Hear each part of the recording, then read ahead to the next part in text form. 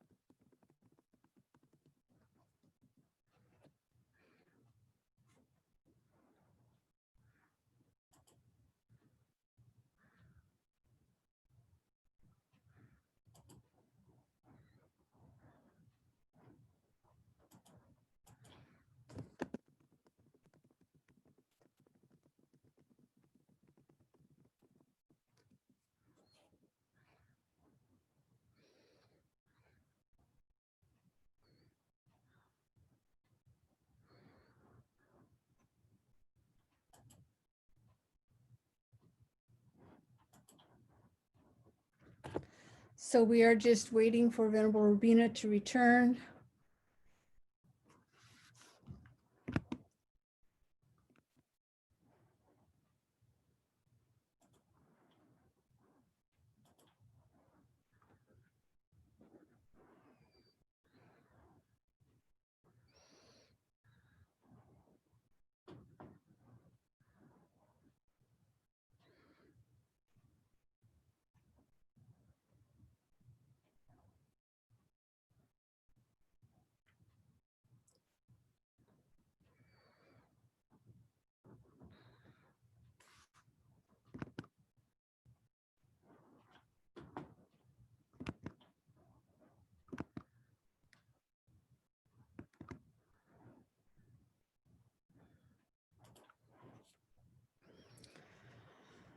And it's wonderful to hear that Venerable Robina is maybe going to get back to work on that book among the hundreds of things that other things that she does every day. And hopefully we'll all be able to read that sometime soon. I'm just babbling to keep YouTube live. If anybody else wants to speak up now, we can all chatter. Although we are on the internet if we do, but then we want to mute when Venerable Robina arrives. Donna, this is Kim. Is it possible to hear Venerable Robina's teachings when she teaches in another center or virtually now? Sure, I would just go to her website and look at her schedule. She's doing a lot of online stuff, even on the same days that she's teaching for us. So there would be information on how to access it, you think? Well, let me see if I can find it and I'll post it in chat. Kim? Okay. Yeah? Oh, this is John Castello here. So thank you, by the way. I think the best source of information is probably to look at Venerable Robina's Facebook page. Okay. Those teachings they're usually teachings announced there between 2 and 5 days in advance. And we usually try to post a link to wherever you need to go to register to receive a Zoom link or whatever else. Okay. So it varies, but almost all of the teachings are where you register and then receive a Zoom link. But occasionally you need to email someone, and also at other times, sometimes they send out the Zoom link. So. Yeah, that's fine. Thank you, John. I'll check that out. Oh, sure, no problem. And the page name is just called Robina Courtin. So okay. It shouldn't be too hard to find on Facebook. Okay, thanks. And the advice of the website is fantastic too, as Donna said. So the only reason I mention that is sometimes the Facebook posts include different information. So yeah. Okay, thank you. Oh, no problem. I also just posted a link to Robina's teachings, her schedule. I'm not sure how that overlaps with the Facebook information. Great. Thank you. Thanks, Jen. Thanks. No, thank you, everyone. I just posted her Facebook page for anyone that wants it. Thanks, David.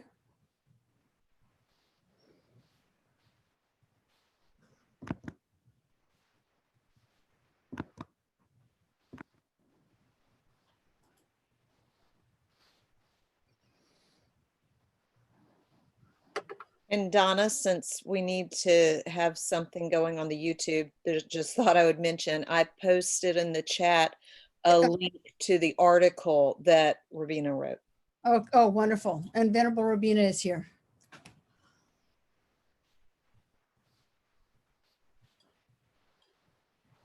Hello, I'm here. Hi, Donna. Hello, welcome back. Hi, everybody. Okay, I think we need some questions now. Your turn, you people. Your turn to ask me some questions.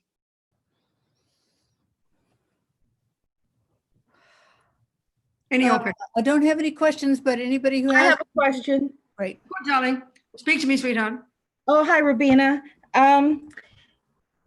You mentioned earlier about mother's love, and the Dalai Lama speaks about that quite frequently. And I'm just wondering if you could expound on that a little more and how that relates to bodhicitta and compassion.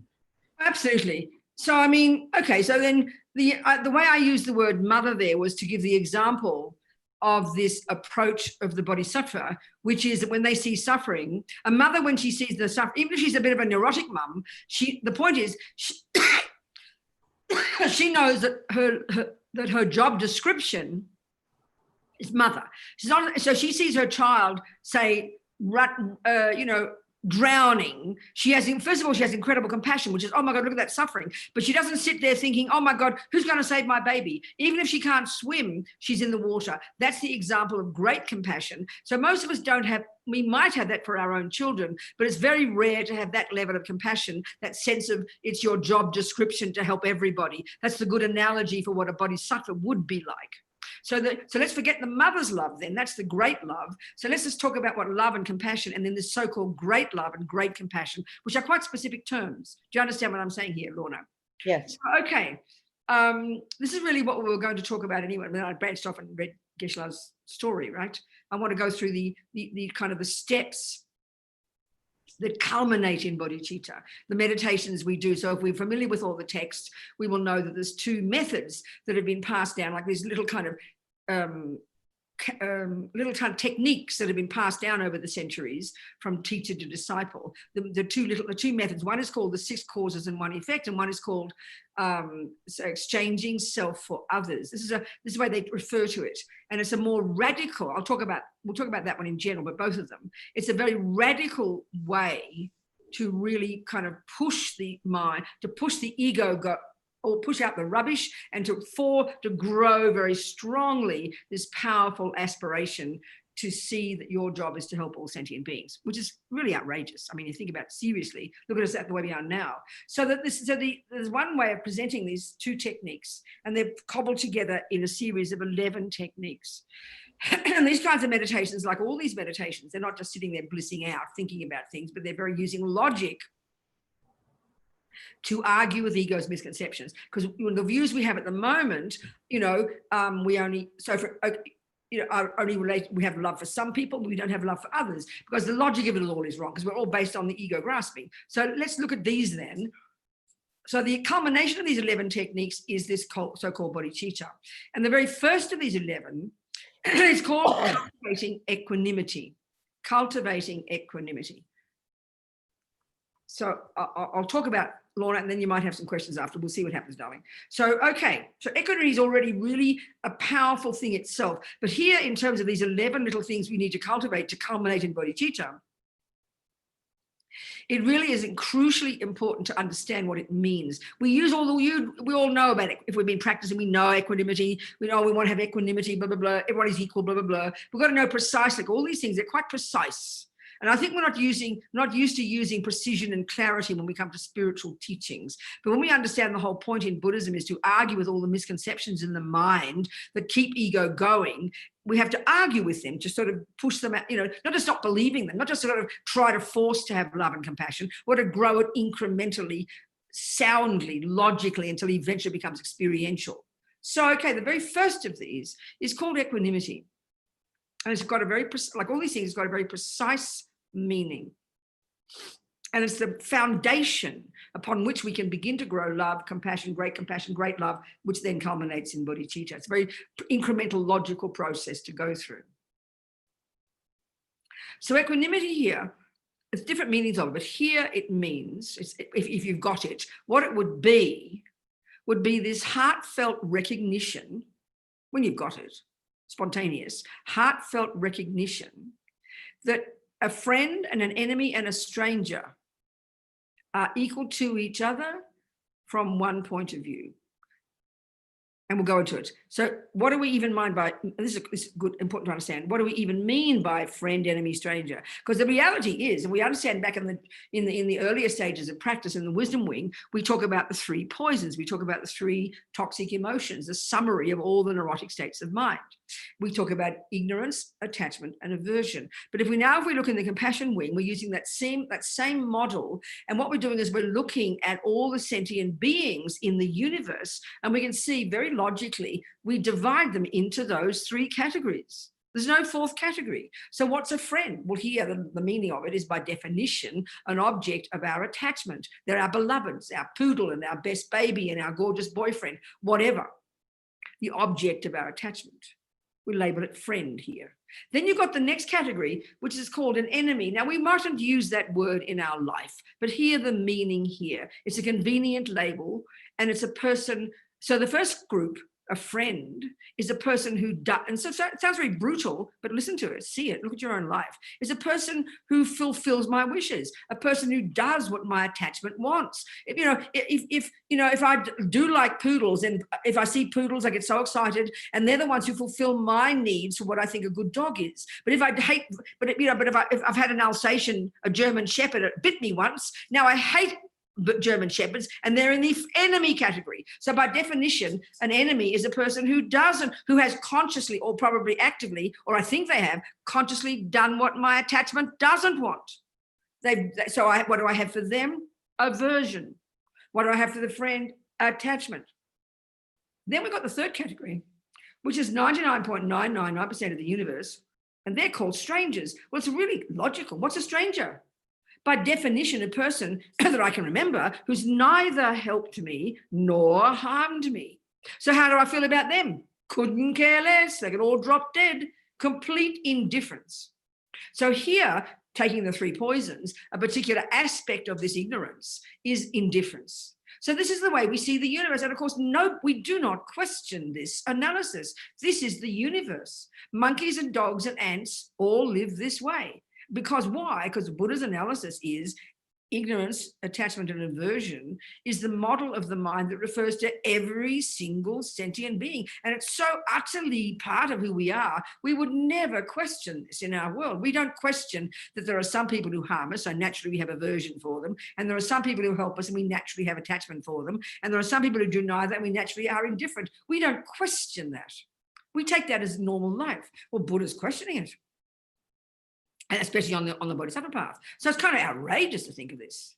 So the whole point of this is we're aiming in this 11 little techniques, starting with equanimity, we're aiming to have love and compassion for everybody.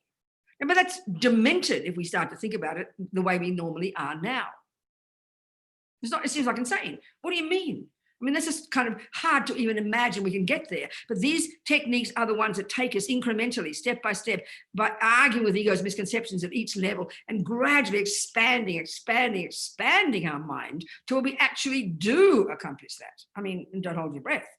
So equanimity is the fundamental one to understand. It's the foundation, the sound basis. So let's look at the meaning of it and then how you cultivate it. So what it is this. Right now, if we look at the normal world, we do have love and we do have compassion, no question. Aren't we fortunate? But look at whom look at the objects of that. Usually, we only have love and compassion for our beloveds, for our objects of attachment, the ones who do what I want every day. I'm not being mean, this is how we are, you know. We do have love and compassion, but as we would say, it's got strings attached. It's contingent on them doing what I want. You know, okay, we do put up with boyfriends who keep punching us because we keep believing they really do love us. And one day we might get recognize that the guy's crazy.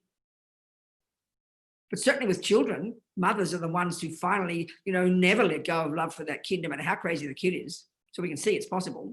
So the point is this, the crucial point is this. The ego's view of whom we love, and the basis of love and compassion now for the ego is that a person who does what I want. As soon as Donna as soon as Donna's mean to me and cheats on me, is unkind to me, I will give her up. She will go out of the friend category and she will enter into the enemy category.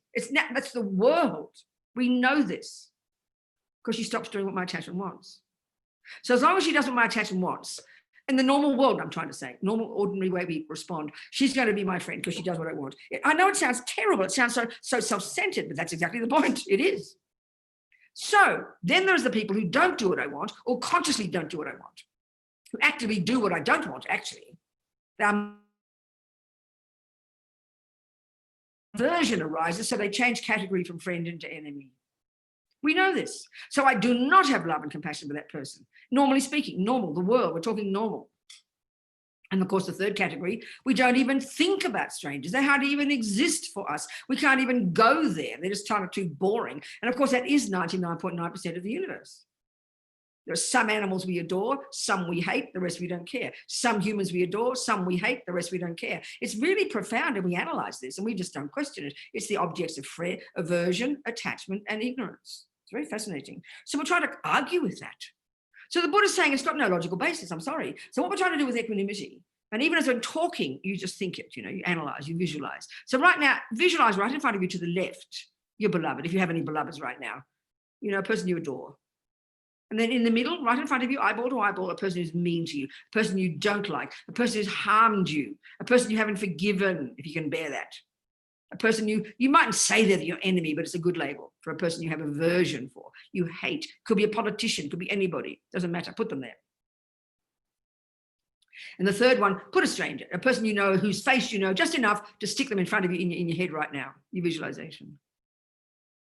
Right. So now this is the point. Now, what we're trying to do in equanimity is get ourselves out of the equation. So step back. We're trying to step back here. This is the point. Step back and see these three people from their point of view. Get yourself out of it. And because that's the point. Think of this. It's quite profound. The way Lama Zopa says it, and this is what exactly we're proving here, because we've got all these delusions in our mind and our virtues. So the way the world out there appears back to us, the way people appear back to us. Remember I said yesterday about the mind being the subject and everything out there is the object. And whatever the mind is in the mind, it cognizes that object. And this is the way the Lama Zopa is saying it. I'm saying the words through the lenses, whatever glasses you've got on. So if you've got your pretty attachment, rose-colored specs on, the person will look divine. You got your angry, cracked glasses on, they look ugly. And this is already the profound point the Buddha's making. Our view, of course, is I don't think Donna is in, I don't think I don't think that if I'm angry with Donna, that I'm making an ugly picture of Donna. But my angry glasses cause Donna to appear ugly to me. This is already profound.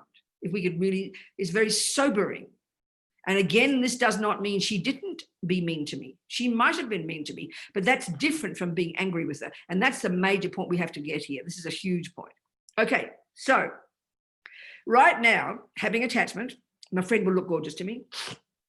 Right now, having aversion, the friend Donna, who's been mean to me, who was my friend once, now isn't suddenly, she's in the enemy category. And then the next one is a person who's done neither. Maybe Lorna, she's the girl who lives down the road. I vaguely know Lorna's face. Oh yeah, that Lorna down the road. Oh, yeah, I know, I've seen her. But she hasn't touched my life. So of course I just have indifference. This is natural. I have indifference because she's neither harmed me nor helped me. I can't stand Donna and I adore Rosanna, let's say, my friend, my enemy, and my stranger. But now one of the first logical arguments the Buddha says, we keep changing these roles. Donna was a stranger once.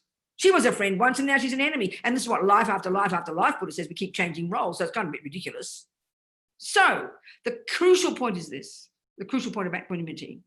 You get out of the equation, you step out of the equation and you try to look at these three people separately beyond your labels. And you're going to see, and this is the point, I haven't said it yet, this is the point. They are equal to each other. We're trying to prove that they're equal to each other from one simple point of view. One, they will each want to be happy and they each don't want to suffer. It's something so primordial, so fundamental, and it has got zero to do with whether they're good or bad people. This is not the issue, but this is how we think now. If I suddenly hear Donna's been mean to me and unkind, she talks about me at work and she puts me down and I'm so hurt by her, and then someone says, well, Donna's she's like everyone else. She wants to be happy, and I'll be outraged. I'll say, what do you mean she wants to be happy? She doesn't deserve to be happy. Because why? Because she's hurt me. That's how we feel. Because we paint a picture. So then we get confused when we hear that, oh, you mean, oh, Mr. Trump wants to be happy. What the hell does that mean? We don't even know what to do with the thought he wants to be happy. It's not, and when we do hear it and we hear it wrongly, we kind of hear, oh, well, poor Mr. Trump, never mind, pat on the head. No, he's got crummy politics maybe, better change his politics. So, or Donna, she did harm me. She actually, you saw it. She cheated and lied and mean to me, let's say. That's the truth. But that's not the issue here. We're trying to get right past all those things. This is the point, the primordial fundamental point the Buddha's making, that is the one thing that we can say. Every being in the universe, the most psychotic to the most saintly, are all wanting in their bones every second only to be happy and only not to suffer. It's kind of scientific to try and prove that point. It's not religious, but it's hard to hear it because we qualify. And we, you know, our love is contingent. If you are nice to me, you deserve. I'm prepared to want you to be happy. But hey, I'm sorry. If you don't deserve it, I'm not going to want you to be happy. That's how ego feels now. But we're trying to get past that. We're not trying to prove that everybody's a saint. No, they're not. We're not trying to prove that someone didn't harm me. No, she did harm me. And the friend is kind. And Lorna has done neither. They are facts, but we dump all these extra meanings and interpretations onto those facts. So we're trying to extract those interpretations and get to see this bare bones fact that from her point of view, Rosanna, the beloved, and Donna's point of view, the enemy, and Laura's point of view, the stranger, from their point of view, this one thing, equal from the one point of view, they each want to be happy and they each do not want to suffer. That's equanimity, to prove the truth of that. And that's the basis now for wanting to grow sound, love, compassion, great compassion for every one of them. So right now, I love Rosanna because she does what my attachment wants. And I don't love Donna because she doesn't do what my attachment wants. And I don't care about Lorna because she does neither. That's not logical basis. That's all what this view is saying. Of course, it's hard. Oh my goodness, because we've programmed our mind in the three poisons and naturally adore our beloveds and can't stand the enemies. It's the whole universe. Look at it. It's attachment and aversion. Look at the world. It's how we are, because we live in the philosophy of attachment, aversion, and ignorance. This is what Buddha's point is. It's not religion. This is kind of fundamental truth. And that's why you can see when you read all the papers and all the stories about all the different demonstrators. Some are really hate certain group, but the other ones are really compassionate and out there demonstrating for the truth, but they still want to have communication and have compassion and forgive. That's profound, you know. That's much closer to the truth. So how do you get this equanimity? This is the point here, see, the Buddha's making all the time. These misconceptions aren't, you know, our minds are programmed with them to the point that they're completely spontaneous, which means we don't even notice we're doing it. So we've got to argue with them at the grossest level intellectually, and then slowly chip away at the misconceptions. And then in our daily life, attempt to put our money where our mouth is. So, for example, a simple example, let's say Donna's got a grandchild. I've no idea if she has. And she adores her little grandson. He's like the apple of her eye. She adores her grandson, naturally. And then there's a smelly kid next door. She can't stand him. He seems a bit of a bully. He's rude. It's natural. If you adore your child, I promise you, you're going to not like some others because you're always comparing with your perfect little saintly child. So how do you practice equanimity? Right there, you catch your mind. Donna would go, look at me having aversion with this ugly kid. Be careful, watch him, he might be mean. But, then just say to yourself, right simple, right there, you say, Donna says, but he feels exactly like my beloved. He wants to be happy just like my precious grandchild. That's how you practice it, right there, and that's sobering. But the point is what to do next. It doesn't mean she doesn't get her beloved grandchild away from the crappy kid next door because he might be horrible. You still remove your child. But the point about wanting to be happy is just the beginning to recognize the truth of this. It doesn't mean that immediately you go, he mustn't be really a mean kid anyway, or it's okay, he can't help it. That's not the conclusion. It's incremental. We now go to the next step and we go to the next and the next and the next, and we keep expanding. But the foundation, the basis of this ability to eventually have love and compassion for every single one is the development of this equanimity. Without that, there's no stability. It can't grow, We've got to get to the root of it. And this is where we get to the root with this attitude called equanimity. But a way to go before you've got love and compassion, that's like the 5th and 6th points. We're starting with, they're very incremental, they're very gradual. To move our minds gradually to this marvelous, expansive attitude of the bodhisattva. So bodhicitta is the conclusion after a lot of inner work, much work. It comes from great compassion, which comes from compassion, which comes from great love, which comes from love. Although sometimes these two come together. It's gradual, incremental, growing expansion of our own mind in the virtues and the weakening of the non-virtues. It's a progressive organic thing. That's whereas we think of love and compassion as some kind of feeling you have. It's very static. It's very kind of superficial, and it's not stable, and it can't last. You know, that's not like what we're talking about at all. We're talking about really arguing with ego's deep misconceptions and chipping away at them and slowly revealing this new way of seeing the world in sentient beings now. Till eventually a bodhisattva actually, when they see the suffering human beings out there, they see the crazies, they see the wackos, they see the bad politicians, they see the harmers and the pedophiles. They can see exactly that they're harming. There's no question about that. But the point is, they have such compassion for them because they are harming themselves, not to mention everybody else. That's the real basis of compassion as for a bodhisattva. And again, that's a good example for the mother. Nobody else can stand that alcoholic, junkie kid. The girl vomits in the soup and cheats and steals. Nobody can bear her. But the mother, her heart completely breaks for her junkie kid because she can see she's harming herself. That's the crucial piece about compassion.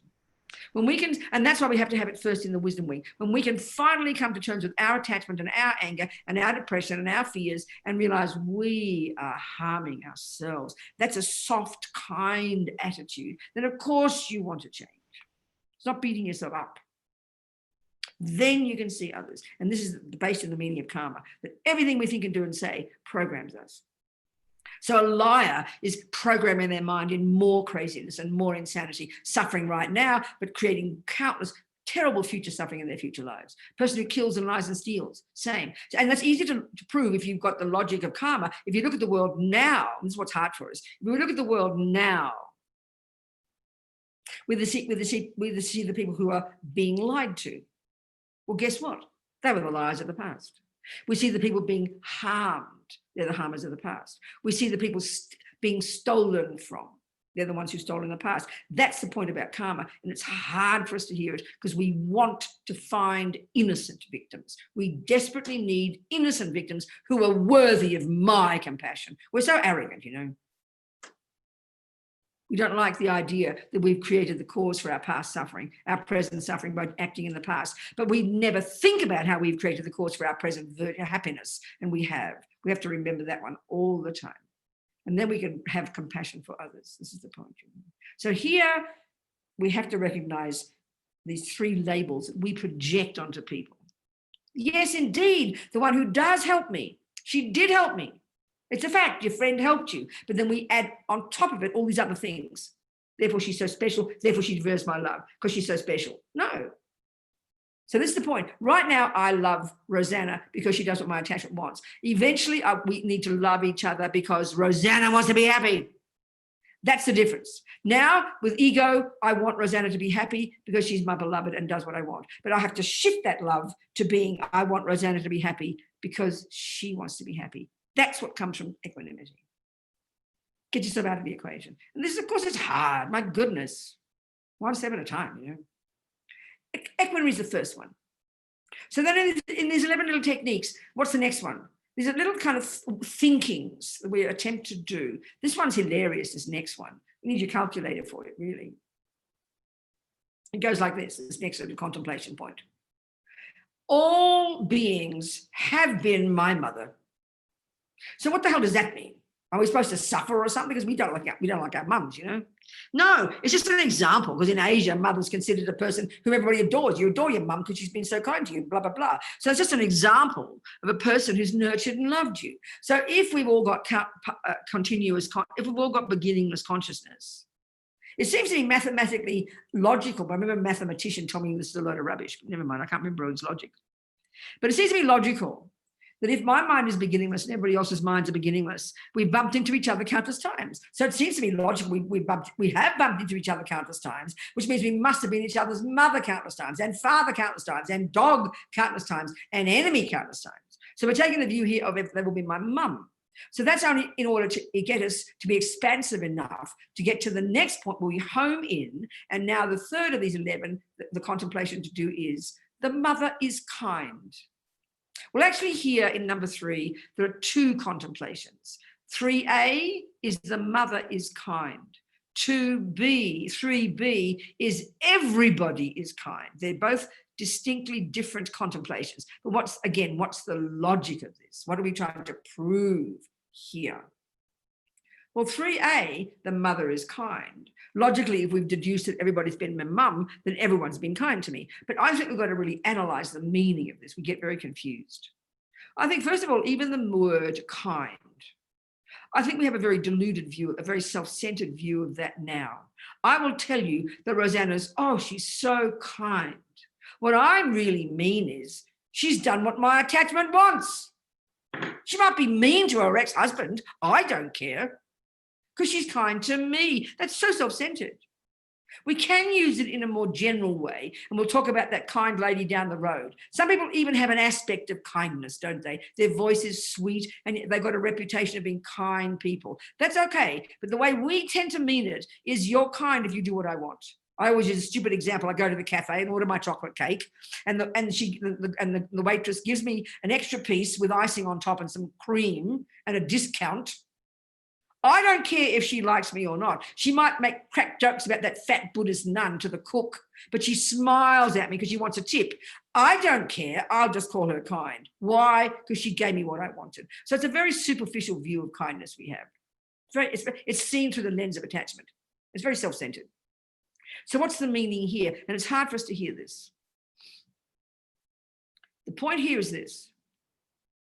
It doesn't even mean that your mother in her mind is a kind person. She really might be an alcoholic. She might be very suffering. She might be quite sadistic. And there are plenty of people like that, and some happen to be mothers. No special thing there.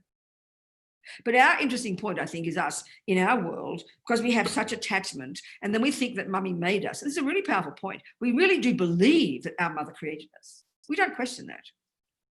We know that God gave us a soul if we're Christian, but we really believe, meaning that our mother gave us anger and gave us depression and gave us jealousy and gave us our qualities. That's the scientific view. They're in the genes and the DNA. That is our scientific view. I mean, we can disprove it often enough, and we're going to find wacko children coming from nice mothers and nice mothers and nice children coming from wacko mothers. That disproves it, but we just don't know what to do with that, you know. Whereas we know very well, the Buddha's view is we bring our own stuff with us. We know that.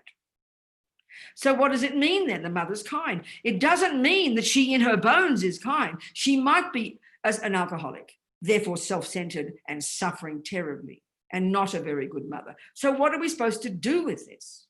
Well, you know, it's a really powerful contemplation to do. First of all, when we understand, I think of my own mother, and you know, my attitude, as you get older, you change and everything. I was a little girl. I mean, it's like you got attachment. And of course, you're in love with your mother. She's your whole universe. I mean, I was in love with my mother. That means she was a saint. Everything she did was perfect. I was so proud of her. I remember, you know, and I remember one time, even, it doesn't matter, but just you're proud of your mum. You're so proud. You tell people what your mother is and what she does because you're so proud. And you're a bit shocked if nobody else agrees with you because it's not their mum, you know. But I adored my mother. Now, I remember that almost the day, I don't know how old I was, maybe 12 or 13, I mean, quite old, when she fell off the pedestal, meaning when I started to dare to find fault in my mum. Up until then, I never found fault. That's what attachment is. When I'm in love with somebody, you don't find any fault. And then you start to find fault, and then it's downhill from there. And within a year, you become a raging teenager who hates everything about your mum. We know this experience. It turns from attachment into aversion, and we know that they exaggerate. So when I was in love with my mum, it's because I had attachment. She was a saint. Then I have aversion of my mum. I blamed her for everything. We all do that. So, okay, then what does it mean? Especially if you have had a mum who was neurotic, fact. So what am I supposed to do with she is kind? Well, it's not that difficult, but it's not how we normally think. Right now, if we have aversion for our mum, what we're doing is remembering only the bad things. This is the point. We've got to see this. We should be embarrassed by our self-centeredness. You only remember the bad things because you know before that you adored your mum. Even when I'm mad at Donna now, she's turned from enemy into stranger, she's just a friend. She's turned from enemy, from friend into enemy. Why? Because she's done 4.5 bad things to me, but I forget the 27 years that we were best friends, and she did 1,000 good things for me, but I've conveniently forgotten all of them, and all I remember now is the 5 bad things she's done. This is really common. But maybe your mum might have done 500 bad things. But let's look at some logical reasons, and almost you've got to make a list. In other words, the point is here, start making a list of the things that your kind things, the good things your mother has done. We don't like to do this if you're mad at your mum. We don't like to do it. So what are some of the good things? Well, you know what? One of the first things she did was she gave birth to you. This is so stupendous, we never think about it. It's shocking. We know very well lots of mums abort their babies. I'm not trying to be mean here. It's a fact. I aborted a baby when I was 23. I made a clear decision. The second I knew I was pregnant, at the time I was with the boy, I knew that second.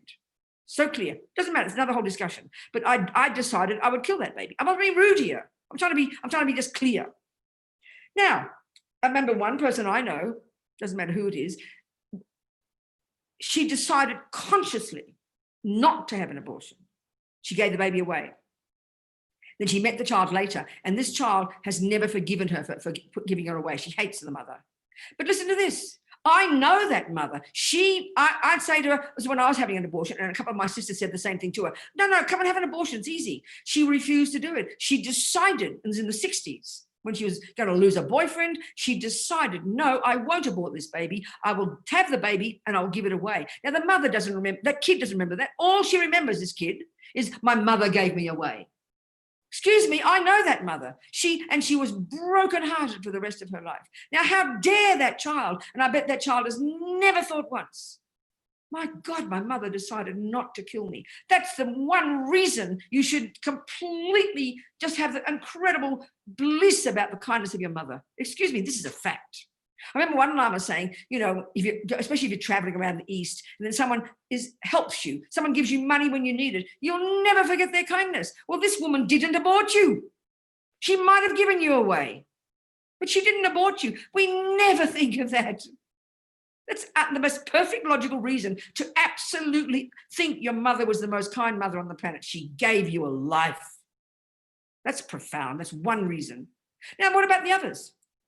She did give birth to you. It was quite painful, giving a birth to a baby, I've heard.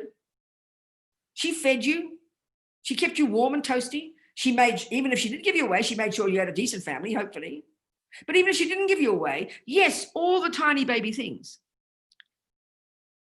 All the educating, all the feeding. When she was depressed, when she was sad, when she was alcoholic, she still managed to do a few good things. But because we're so attached and there's so much hubris of attachment that expects her to be a saint, everybody assumes their mother should be a saint. Because, you know, well, I didn't ask to get born. If you're going to make me, you better make me perfect. It's sort of logical, but she didn't make you. She's having sex with your daddy and you come barging in. Excuse me, you created the cause to get that mother. So there's many things to think about that she's been so kind to you. She has been kind. It's a fact. So she did it. Whether she meant to be kind is not the discussion. The fact that she fed you, the fact that she cleaned your little dirty bottom, the fact that she, you know, tied your not your toenails, your shoelaces, the fact that she dressed you, picked you up when you cried occasionally. You list those. They are things that she did. They're facts. They're truths. Well, slowly, if you start to do that, guess what you're doing? You're painting a new picture of your mum. Suddenly, some kindness comes. Wow, how kind she was. That's what you're trying to do. It's logic. But you've got to want to do it.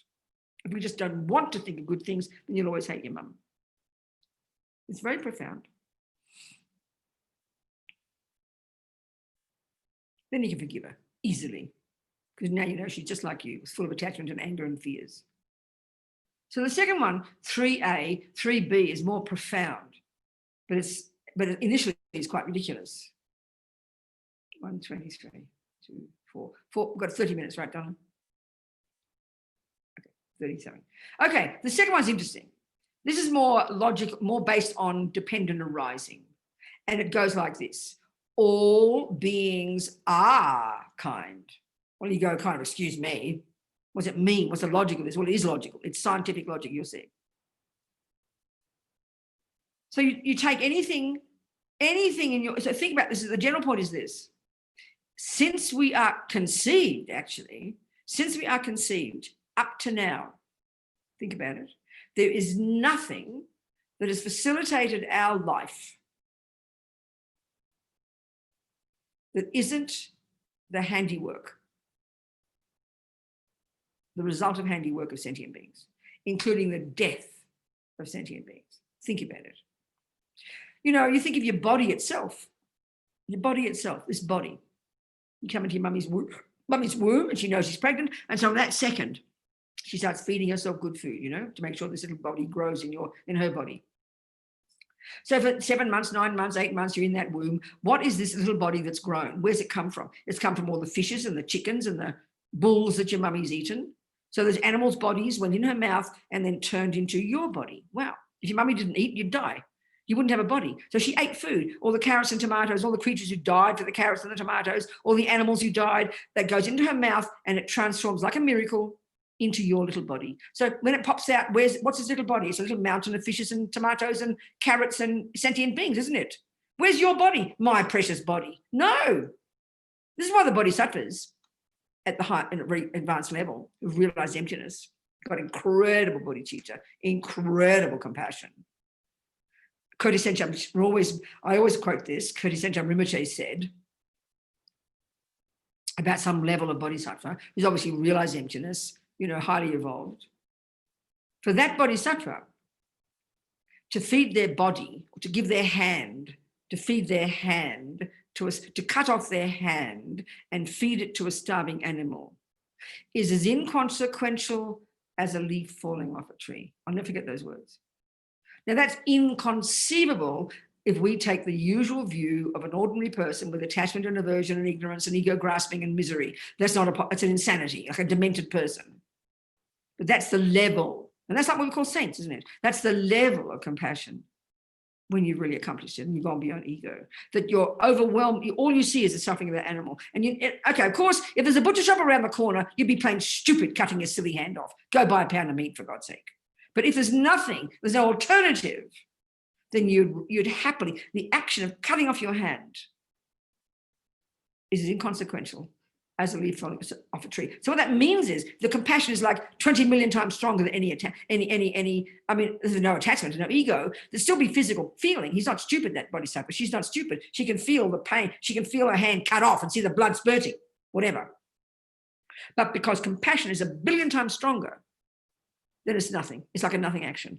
I mean, that's completely insane, right?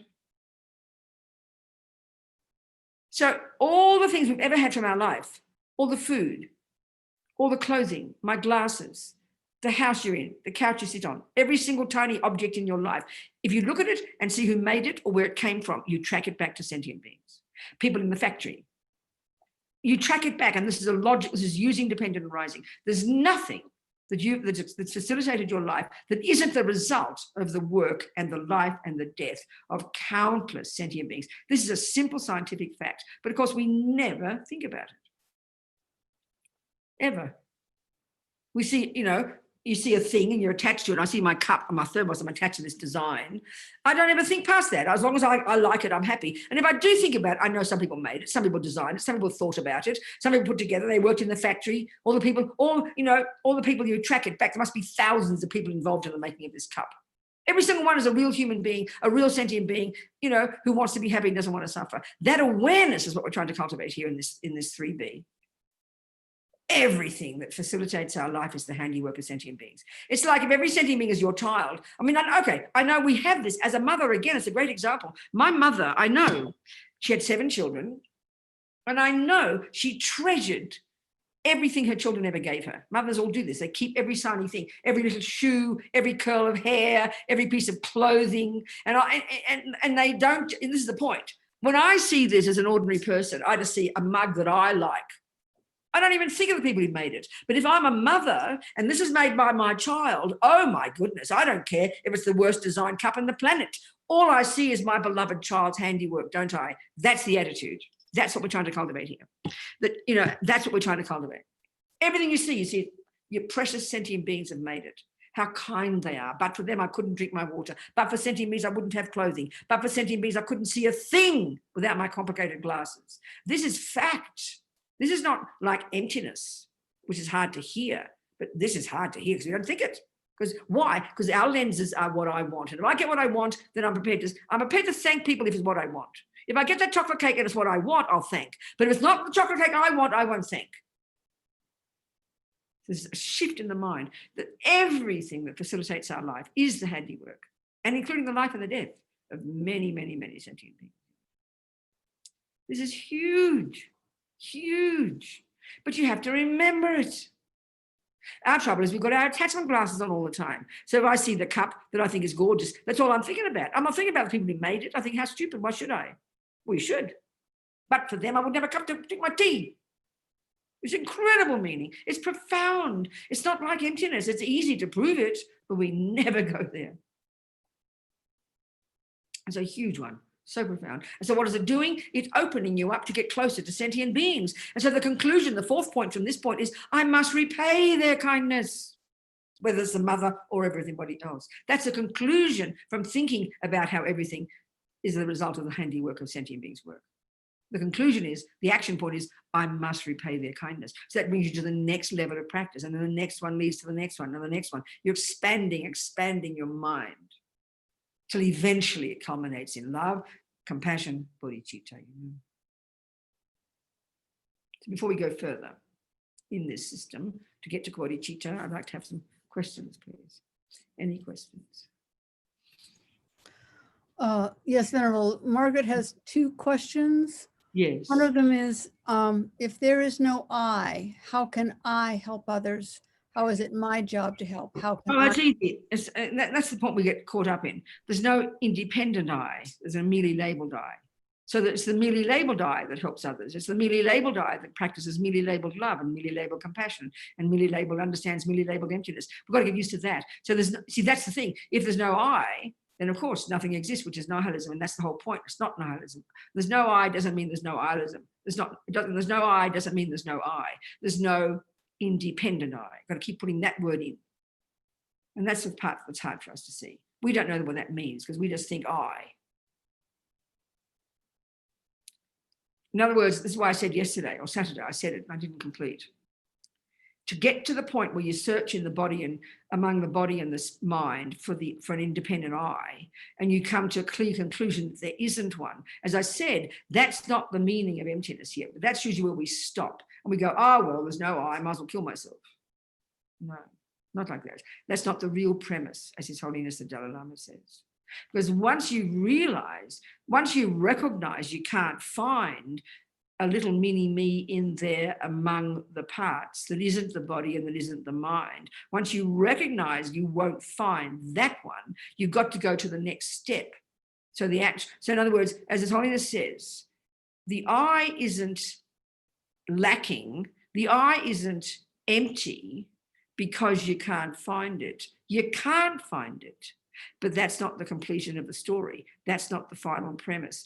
It's empty of independent existence because it's a dependent arising. That's the correct conclusion. That's the 2 truths together.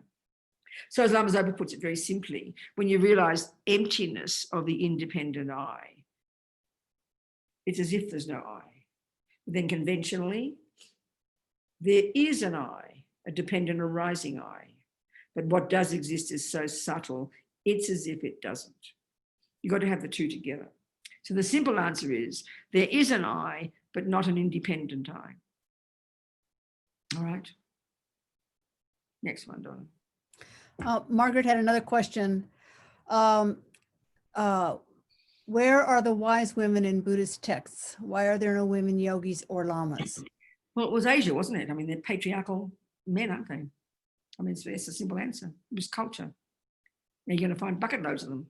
Among the Sangha, you're going to find more nuns than men. You're going to find more people in the FPMT, more people in jobs than men.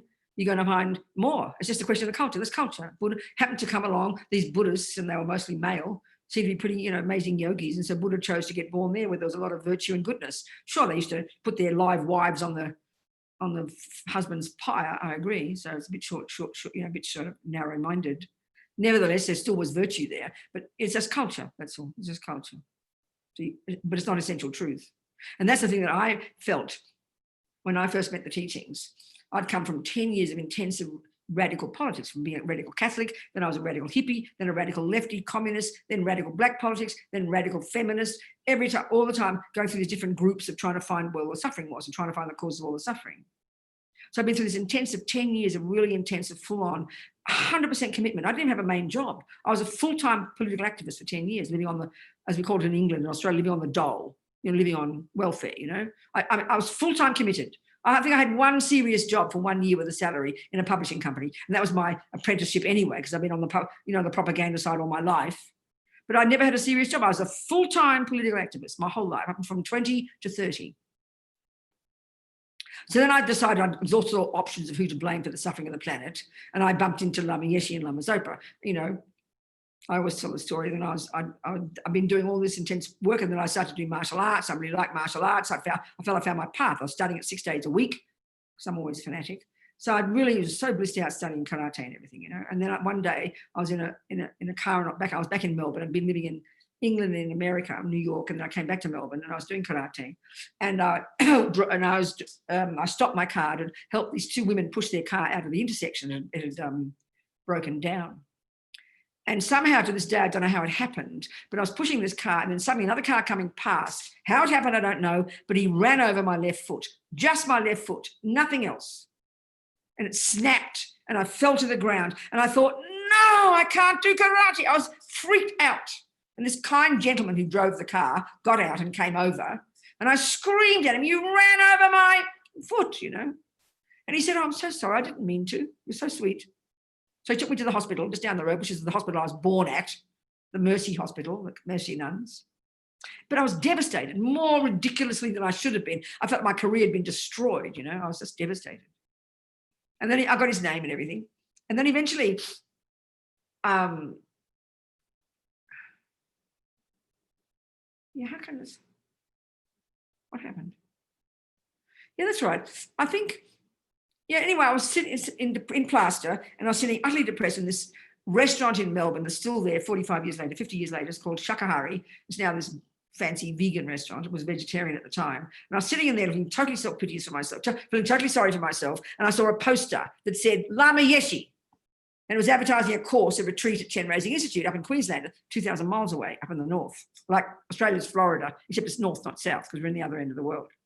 So I remember the first thing that struck me was this name, Lama Yeshe. It's very funny. And to this day, I'm always convinced that I must have heard his name before. It was like recognition, but I hadn't, of course. It was a karmic connection. So anyway, that grabbed me, and I couldn't do my karate anyway, so I had no choice, so I went. So why am I telling this story? Wait on. What was I talking about before? The question was about women lamas. Thank you. Okay, good. So 10 years of intensive political activity, going through these stages. And when I was a feminist, it was the most intense for me. I mean, I'm not poor and I'm not Black, but I am female. So that whole feminist period for me was unbelievably powerful. Going from, feminist, radical feminist, lesbian feminist, separatist lesbian feminist, really the extent, 100% immersion in radical feminist politics. That was just my style. So I was coming out of this, realizing I couldn't keep hating most of the human race. So then I went to this course, but it was I can't describe to you the culture shock to me. I can't describe, it was like I'd gone back 10 years because I'd begun as a hippie and I went through this incredible left, radical, hard edge politics. And then suddenly I meet all these hippies again. All the hippies, they're all hippies. I was shocked.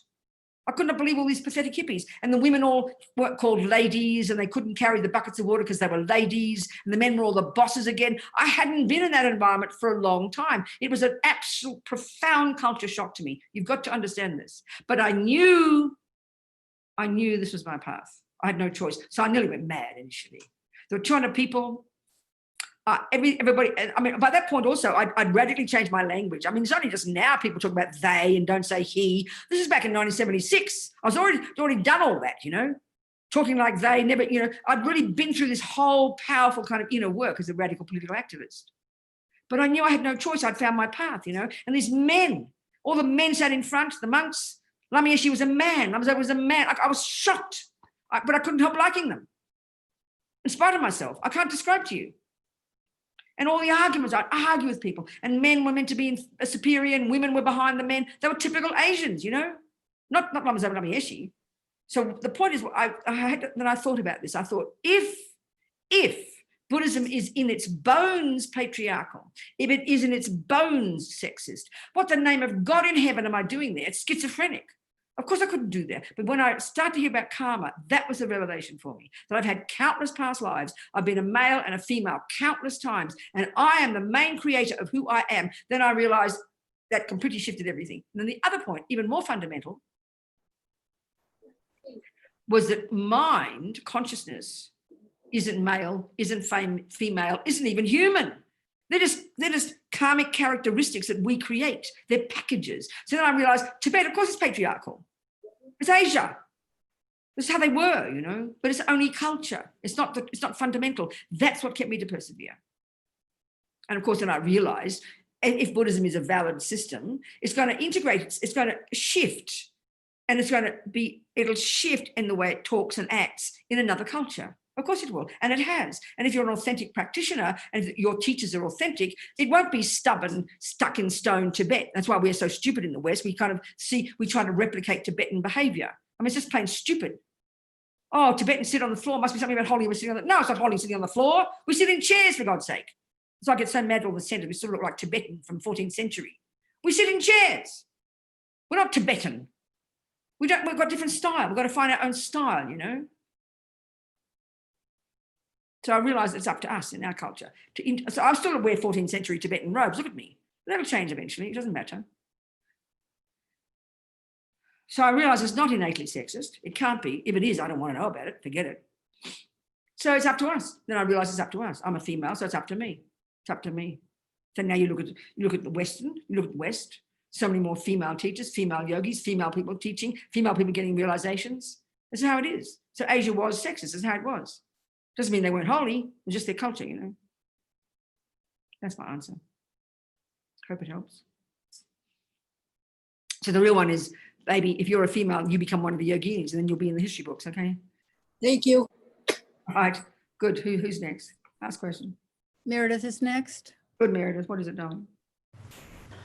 Hello, Venerable Robina. Hi, sweetheart. Where are you? I am in Cary. Oh, okay. Part of the Kadampa Center. Wonderful.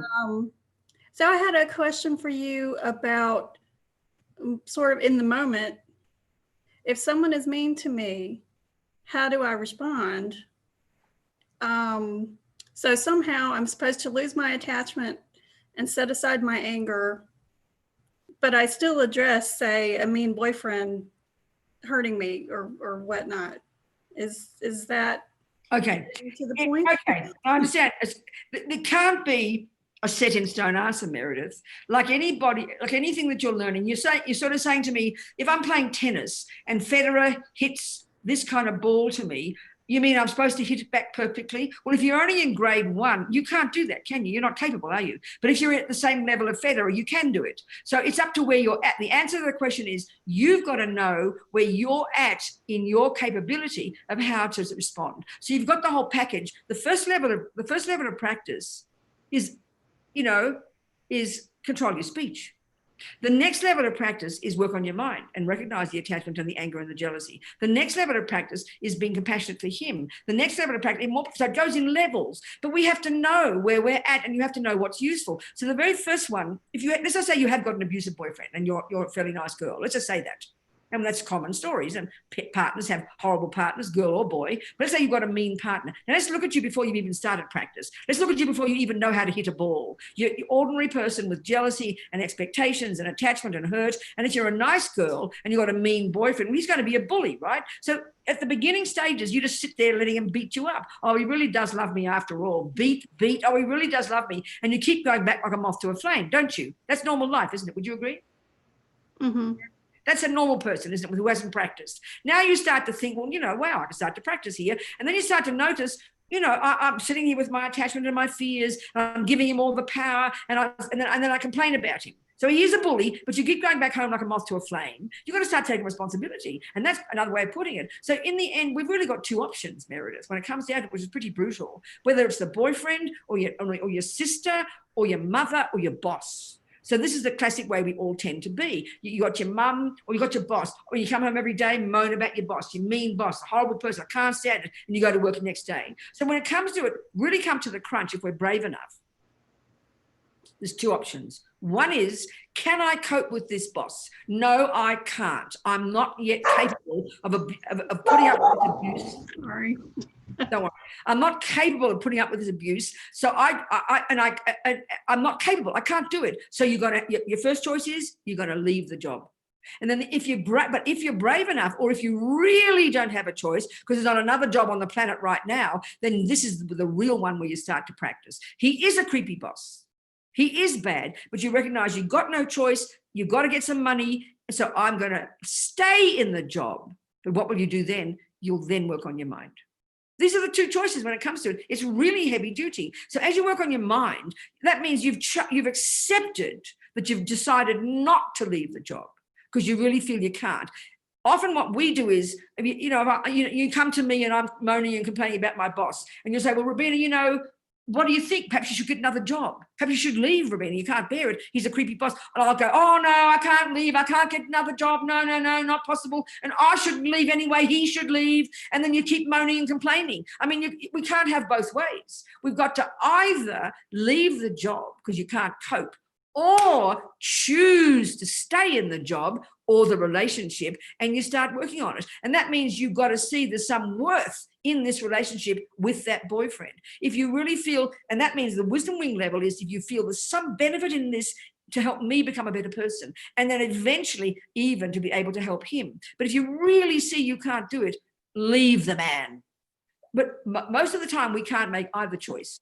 We go mad. We keep going back to the boyfriend and we keep complaining. We don't change the boyfriend and we don't change our mind. That's insanity. That's a bigger picture. And it's a serious choice to make. So do you understand what I'm saying? And then you've got to know where you're at in this relationship. And that means you've got to become strong. If the person's the bully and you're the good boy, then part of the process, if you really do believe there's something worthwhile in that relationship, then you will start changing. And that means you'll get stronger. You might even say, excuse me, behave yourself. So we've got to know where we're at, and we've got to know either we work on our mind or we help the other person or we have to leave. It's not easy. This is when it comes down to it. Does it make sense, Meredith? Yeah, it does. It does. Either way, we've got to make choices is the real point, and stop feeling like we can't do anything. Stop feeling like we're, and that's what a victim is. And that's the thing, when we really understand, Meredith, bosses are horrible. Your boyfriend is abusive. There's no question these dynamics are in relationships. But the point that we never really seem to understand, but if we can, it's revelation. When we start changing, when we, the victim, start changing, that completely alters the dynamic of the relationship. That's the pain. But when we're a victim, we can't see that. We want to just keep blaming.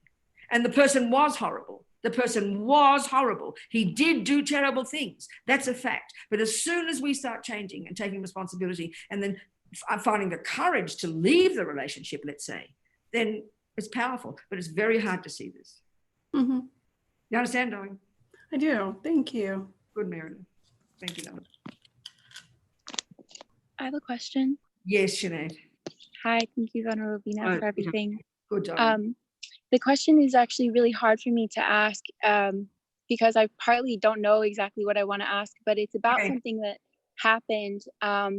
There was like a very painful experience, like physically and emotionally and mentally, and resulted in like a kind of like a permanent physical body damage, like from another person. You mean you got abused by somebody, harmed by somebody? Well, it was just actually a random person. I was robbed and assaulted, and I'm trying to put it into a bigger context. And I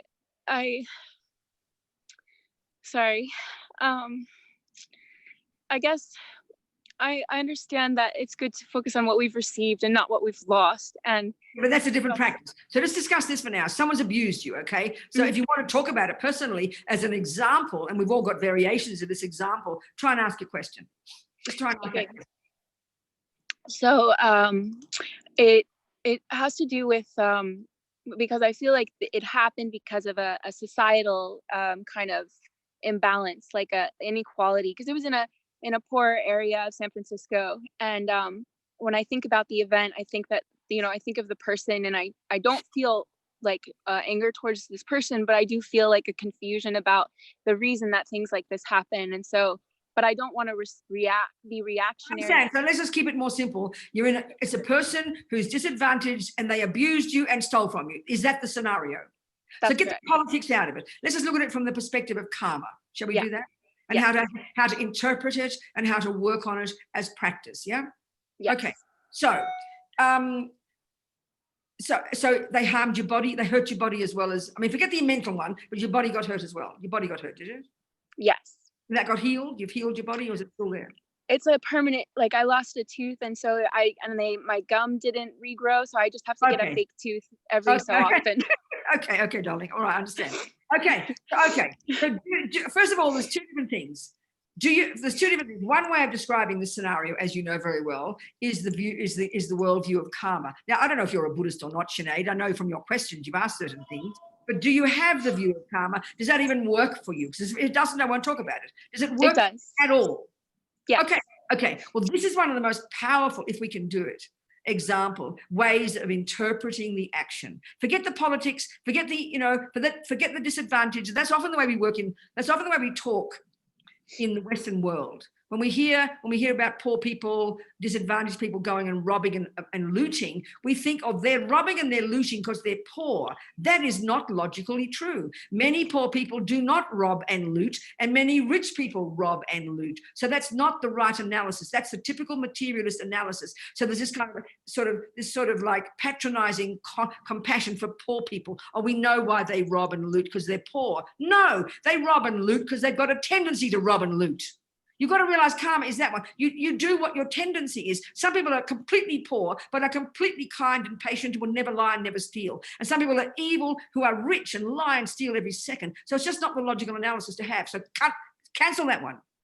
Second, so the one of karma is like this natural law that runs the universe, and that everything that happens is the fruit of our past actions that are similar to that. So the way we've talked about karma, this is called experiences similar to the cause. It's the way we're treated by others. Now, let me ask you a question. In your life so far, Sinead, have you had people be kind to you? Loving, definitely. Generous. Yes. Okay, but we never asked the question. You've never agonized over that. You're never tortured because people have been kind to you, have you? Never sitting here analyzing, struggling, wow, why have people been kind to me? I can't understand it. You never think that, do you? Ever. None of us do, Sinead, which shows we've got this hubris that assumes we deserve good things, but the devastation when one bad thing happens, we have a mental breakdown because we don't know why, and I must deserve it. Oh my God. So we get completely neurotic. But I mean, if you think of all the good things in your life, it's because of your own virtue like that. So when you know that and you're blissing out every day at how fortunate you are from having practiced virtue, now you go, one bad thing happened, big deal. It's like you have it in perspective. It's not that bad after all if you compare with all the good things. It's like you've just discovered one weed in your damn garden, honey, and your garden's full of beautiful flowers. And that's the good part, and that is important to think about. No, I'm not just saying forget the bad one and just think of the good ones. I'm not saying that. It did happen, and it is traumatic for us because we don't like getting harmed, because we have attachment and anger. That's pretty inevitable. But don't have any guilt with it. The man was wrong. It is inappropriate to bash you and steal. It is inappropriate. I don't care how damn poor he is. That's a negative tendency in his mind, and he's so arrogant and comes and punches you in the nose and takes your money. That's not appropriate. So recognize the truth of that. But then when the karmic view is that you must have some karmic connection with this man, karma's not random, it's very personal, and you must have done something like that in the past. So that helps you balance it out and take responsibility. And then you take care of yourself, and you check next time where you're going to walk, and you make sure that you're more safe, and you don't have too much trauma, and you heal your poor old body, and then you purify and get past it. I mean, this is the karmic view. That's why when you hear the stories about the Tibetans, like always I quote that story about those young Tibetan nuns. I don't know, I've done that the last 3 days here. Tortured and sexually abused for several years in prison. They didn't hurt a fly. They don't even harm flies, these Tibetan nuns. But at the end of this describing all their torture and suffering, and they said, because they have the view of karma, it's in their bones, Sinead. It's not even intellectual. They just recognize it. And they said, and of course we had compassion for our torturers. We know that we must have harmed them in the past, and because they'll suffer in the future. Now we can't force that if we haven't got the view, but we can attempt to apply it, and that'll help the trauma go past. And then you become braver and more. And then eventually, if you're able to, but not until you're ready, you can have compassion, but don't force it.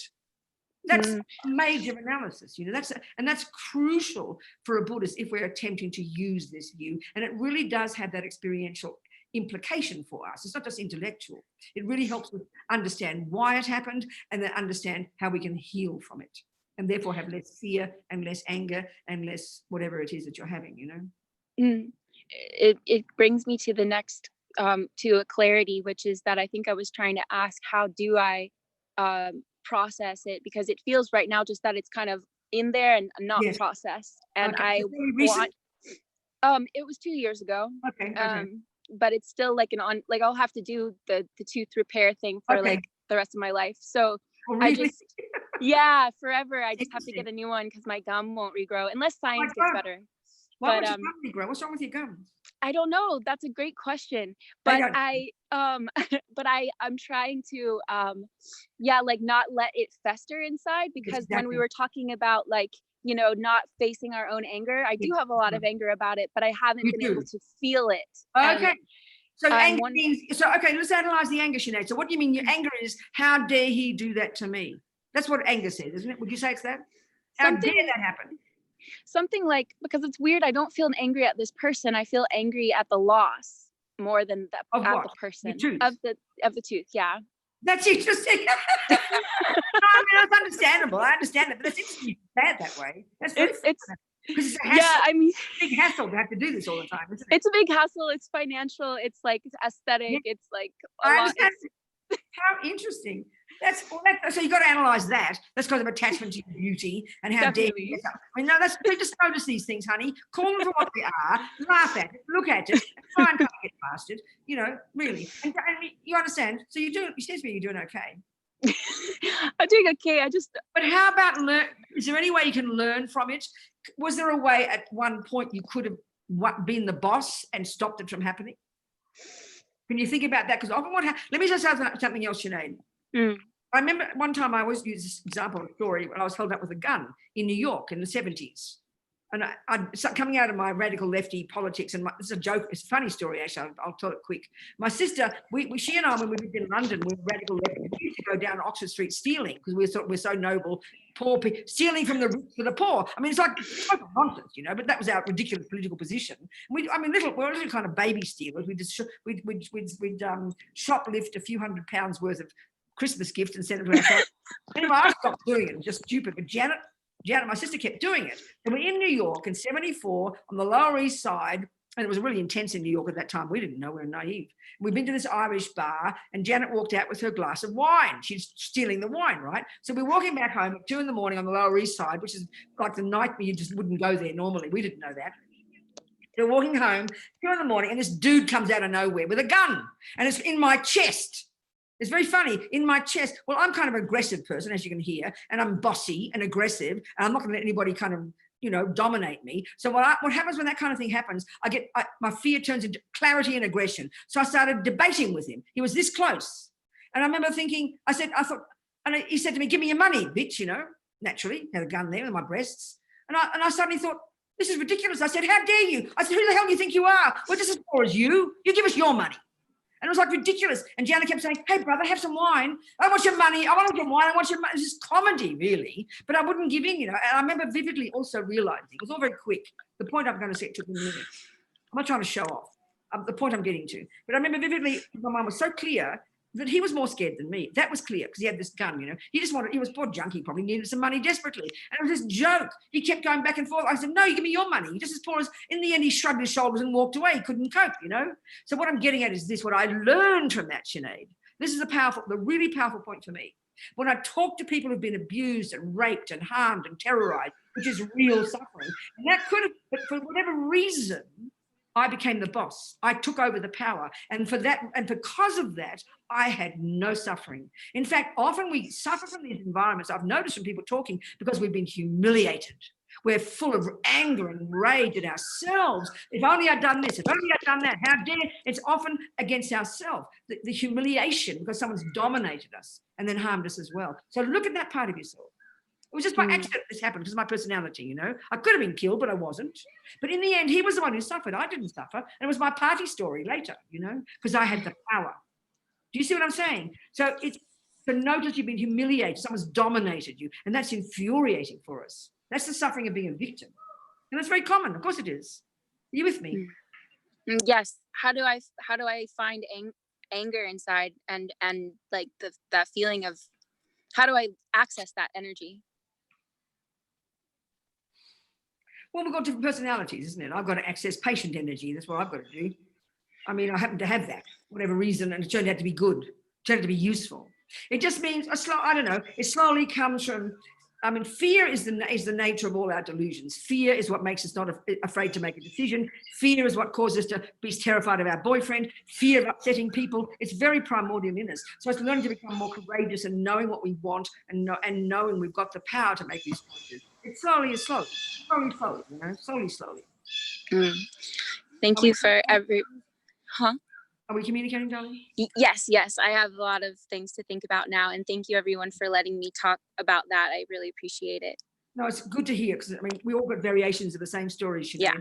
You be brave, keep seeing your mind, keep being strong, keep knowing we've got the potential, keep moving through it and confronting it and seeing it. Often the suffering of what we call PTSD or whatever is because we can't bear to look at it. So don't hide from it. Look at it, remember it, go into it, and then learn about your mind in the relationship to it. Learn about what was inside there and move through it, you know. Be fearless. And I'm sorry, but thank you. But are you sure you can't fix your gums? I don't believe you. Maybe the scientists will help. Maybe they'll have some great dentists in the future. Thank you. Okay, darling. See you later. Thank you. See you. It's 4 o'clock, isn't it? You people, time to go home? You got any more questions? I don't mind. Ask more questions. No one else is asking a question in chat. And Venerable, before we go to dedications, I just want to thank the team that's been helping run the Zoom meetings. Linda and Laura and Susie and Chris and Barb have been great help this week. Thank you, darling, all of you. Thank you so much, everybody. So there's no more questions before we finish, just in case there's something burning in your mind you'd like to say. Nothing at all. Anybody?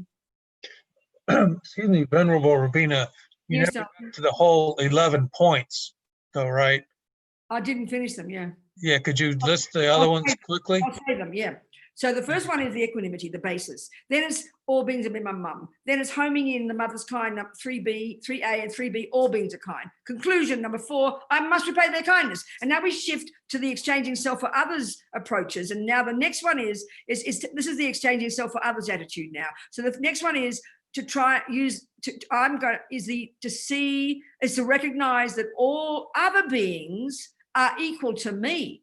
It's like equanimity, where they're equal to each other. But now the shift is all others are equal to me. We're gradually moving towards this paradigm shift of transforming ourselves in, exchanging ourselves for others. So the next one is the fifth one. All others are the same. So do just the same when you do with enemies and friends and strangers wanting to be happy and don't want to suffer. We do the same with all others, just like me. They don't want to suffer. They want to be happy. And then that gradually turns into thinking about the disadvantages of cherishing me. So one extra point here is, in the first stages of practice, we talk about the enemy being attachment, this junky inness that wants to get what I want, which is the consequence of ego grasping. But here they frame it a bit differently, because in the compassion wing, what we're trying to do is want to have compassion for others. So the thing that prevents us from doing that is this attitude that the Tibetans would call self-cherishing. We call it selfishness, putting me first. So we don't like being accused of selfishness. We kind of feel awful. But we know people, don't we, who are really self-centered. They always put themselves first. And of course, no one likes them. They're miserable. They never get what they want. So this next one is to really think in a very practical way, look at the disadvantages to me of being thinking of me all the time. I mean, I don't get what I want. No one likes me. I'm always miserable. This is really practical stuff, Then the next one is now 7, look at the advantages to me of thinking of others. These are really simple, practical solutions, putting yourself still into it. And we're moving slowly towards eventually, we then next think, that's 7, 8, 9, 10, 11, there are 4. 11 is bodhicitta. 10 is great compassion.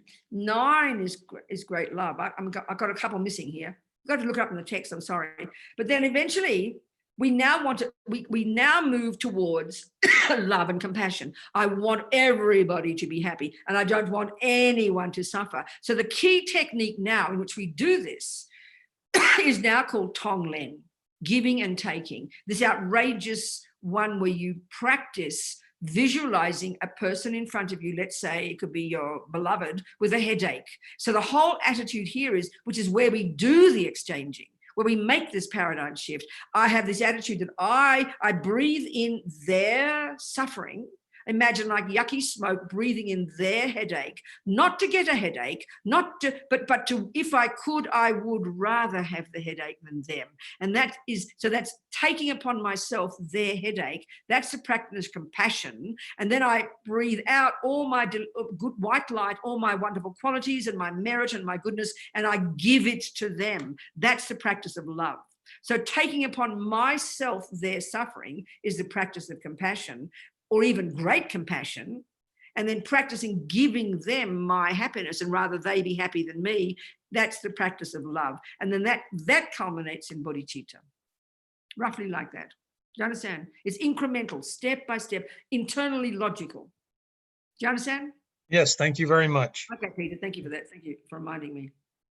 So really, another way of putting it, love, compassion is, oh my God, look at that suffering. The headache, you know. The next one is, what can I do to help? And the next one is, you know what? It's an attitude, because you can't take the headache away from them. That's not possible. But the attitude is, I would rather have the headache. Give it to me. And I hear parents say that a lot. I talked about this, I think. I hear parents talk this way. It's a profound, outrageous view, and it's like an atomic bomb on ego grasping, attachment, and self-centeredness. And that's the really power of this particular technique. And as we know, you know, this is this wonderful 8 verses, it's called. Usually have very romantic, poetic titles, all the Tibetan texts. But this one is a completely boring title. It's called the 8 verses of mind training. And there's all this out, and we didn't go into this much. We haven't had it. We can just do it for a couple more minutes, I think. We'll do that just to finish. This amazing text. It's written by a Tibetan called Langri Tangpa in the 10th or 11th century, the same time as Atisha. He was a disciple of Dromtompa, who was a disciple of Atisha. So this is when the exchanging self for other teachings became popular in Tibet. So this outrageous text called the 8 verses, and it's this series of attitudes that we're trying to cultivate, which is this attitude of using problems, using our suffering, using our difficulty. So if you're still there, Sinead, this is a really powerful level of practice. If we're able, I'm here. Yeah, good. Or even, you know, or even you too, who asked me before, where was it? Your window keeps changing. Was it Denise? No, Meredith's point about the bad boyfriend. If we're really the top level practitioner, we would rather live with an abusive boyfriend. We're so happy when we get abused. This is demented, of course, but it's like the bodhisattva cutting his hand off for the bodhisattva, for the animal. That's the highest level. That's why I said, Meredith, I've got to know where we're at. So this level of practice, they used to keep this secret. It was considered secret teachings. As Bobonka Rinpoche says, you've got to be a suitable vessel to do this level of practice. You know, like the second verse of this practice, of this text, the second verse says, when I'm with others, I will see myself as the lowest of all, and I will see all others as superior. Now, if you're this victim, Meredith, and you're sort of being abused and bullied, and you feel you're completely hopeless and you hate yourself, you've got low self-esteem, this is not your practice, baby. Your practice is to punch this bloke in the nose and get the hell out of there.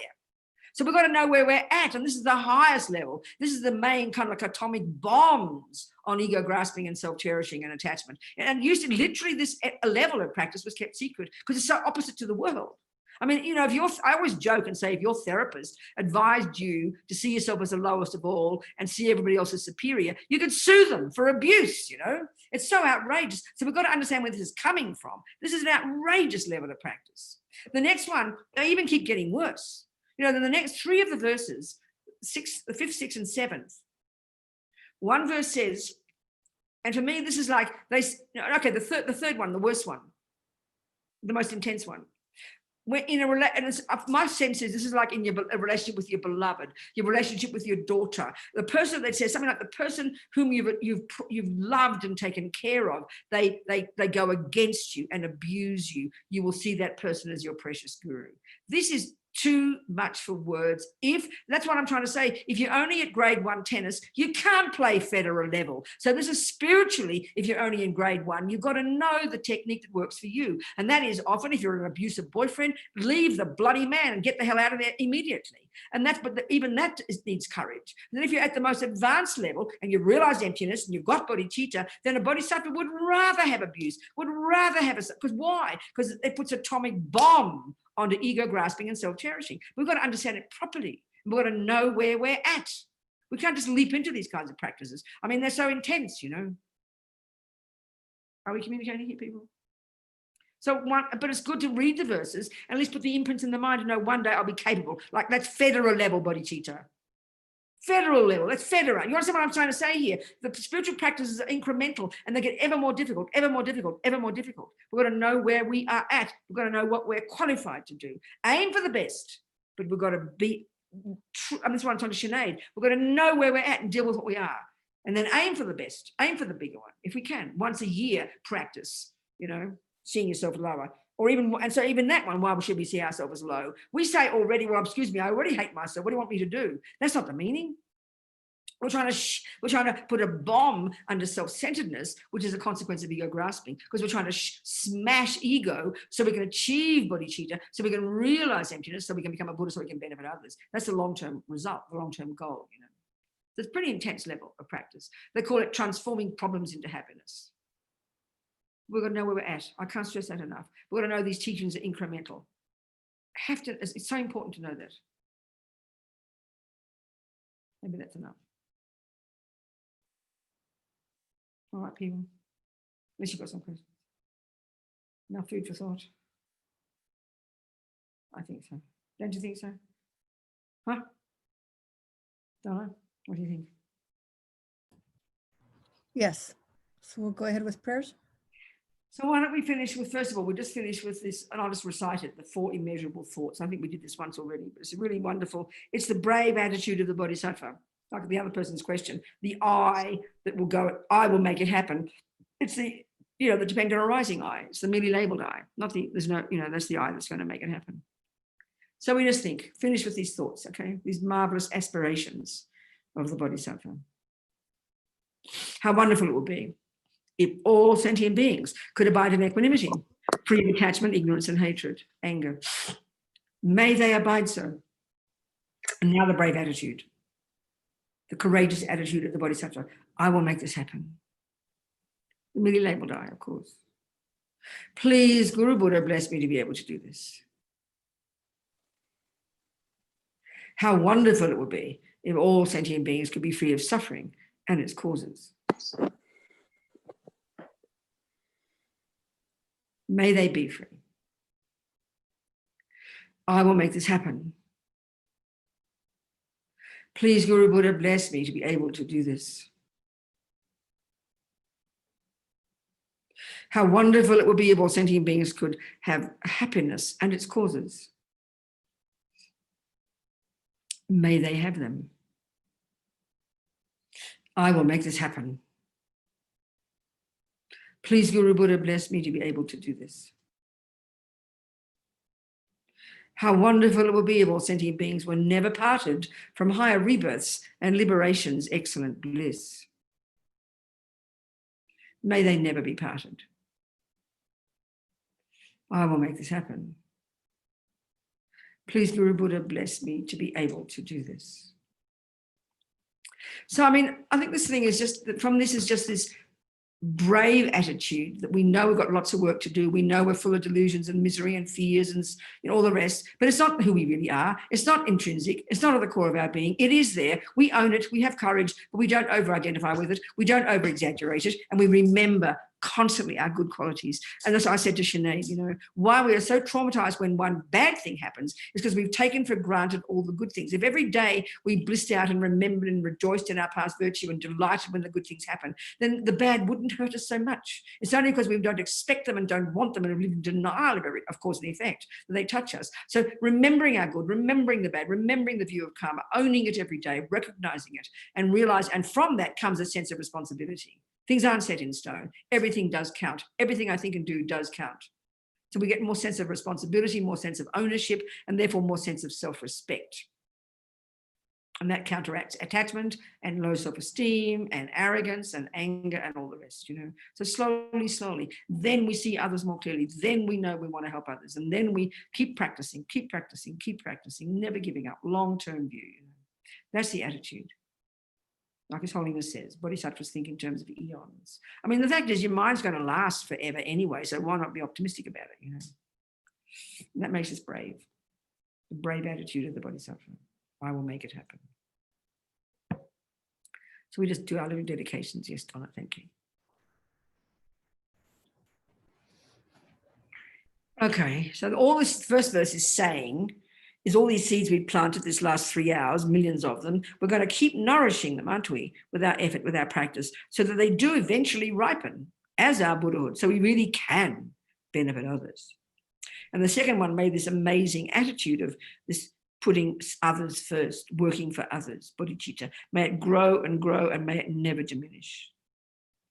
Kewadinyu dudang lama sangye drugyurne drowa chikyang malupa Jai sala gopasho Jangchob semchog rinpoche makye panam ke gyuchig ke panyampa me payang gongne gongdu pelvasho. And may we never develop, even for a moment, wrong views towards the deeds of our most precious lamas. With faith and respect gained from seeing their goodness, may their full inspiration flow into our hearts. May we never give up. That's it, Donna. Venerable, may we offer you a mandala? Can you put the, oh, okay, go on. Short one. So what we're going to do here now is just a mandala offering of the whole universe, imagining all the precious things, offering as a thank you for the teachings. We're imagining offering to thank you to the Buddha for the teachings. That's it.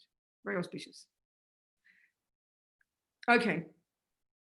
Saji perki jugshing metog tram rirab ni de gen padi sange jingdu mi te ulwagi drokon nam dag jingla chapasho. And this we're just thinking all our teachers, all the teachers, may they live long, may that, because we need them and they're the examples to show us the teachings, we need them. So may my Venerable Lama's lives be firm. May their white divine actions, their virtuous white actions spread in the 10 directions. And may the torch of the teachings of Losang Dragpa, Tsongkhapa, our lineage Lama, always remain in dispelling the darkness of all beings in the 3 realms. And we sort of offer all this. Idam Guru Ratna Mandala Kam. Niryatayami. That's it, Donna. That's it. Where's the mandala? She was going to offer a mandala. She's offering the mandala now. Where is she? Put her on. She should be on your screen. No, she's not. Where are you, sweetheart? I want to see the mandala. Okay. Linda, pause for a moment till we get you on. Oh, there's Linda, but she's, so put her in, oh, there she is in the green, got the green thing. Put her, you can put her on. I see you, Linda. Thank you, sweetheart. So kind. There's the mandala, offering it, and I accept it. Amazing. And now she's going to offer the representations of enlightened body, speech, and mind. Body is a statue, so we can achieve the enlightened body ourselves. There's the statue. Thank you so much. I accept. And then the speech is represented by a text, so that we achieve enlightened speech, the power of speech, the ability to help others. Thank you so much. And now mind, which is represented by a stupa, enlightened mind. Thank you so much. Wonderful. So auspicious. Thank you, sweetheart.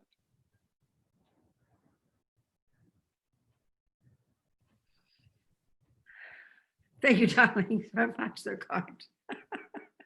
I love this virtual world. We've created it. As you can see, our wonderful, it's wonderful. Thank you, darling. Thank you, Linda, so kind. That's it then, is it, Donna? Venerable, may we say a long life prayer for you? Okay, and we do one for His Holiness as well, and Lama's Zopa as well. And so these are prayers we do. This is His Holiness, always wonderful. Is it? Yeah. So we just say in English, and then Lama's Zopa, because he's the boss of the center, but even though he's not your Lama, so just think of any of your teachers, Geshe-la, anyone who's your teacher, we think we're praying for, we're aspiring that they have a long life as well, because we need them badly on this planet. So the land is circled by snow mountains. You're the source of all happiness and good, all powerful Chenrezig, Tenzin Gyatso.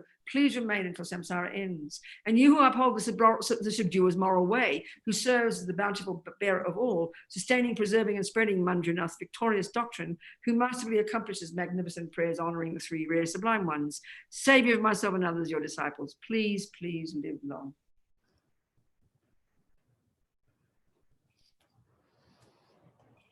Mother of the victorious ones of the 3 times and 10 directions, Dharmakaya, the great bliss embraced by great compassion, my perfect Arya Tara, who in an ordinary form are the guide for us pitiful transmigrating beings left guideless. How kind you are.